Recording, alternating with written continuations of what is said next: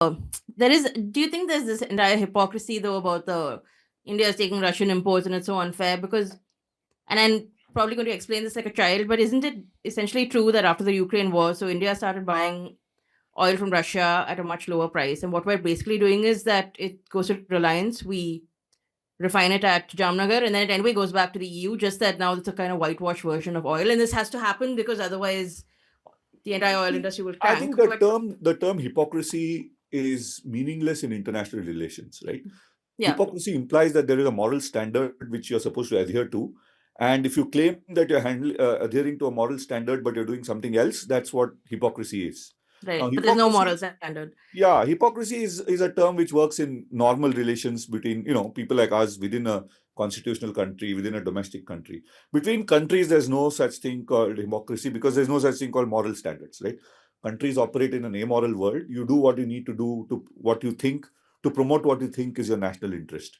Now, I don't think that there's anything wrong in India buying oil from Yeah, Russia or from Iran or from wherever, as long as we can get away with it, right? So you could buy low-cost fuel from a sanctioned country if you think that the consequences on you are not so severe. And that's what everybody does. It's not just India, right? So to claim that, oh, you're buying gas from a country which is at war with some other country and you're killing, is just absurd, right?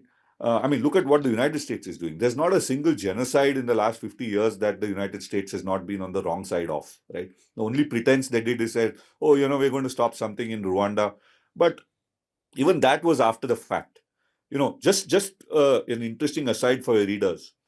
India and Vietnam are the only two countries who have intervened in an ongoing genocide to prevent it from happening, right? India in 1971 in East Pakistan, and Vietnam in the late 70s in Cambodia, right? And both these countries intervened against the wishes of the United States. yeah. Right? So if the yardstick is that, you're supplying things or buying things from people who are killing other people, then I guess the United States has to sanction itself to death,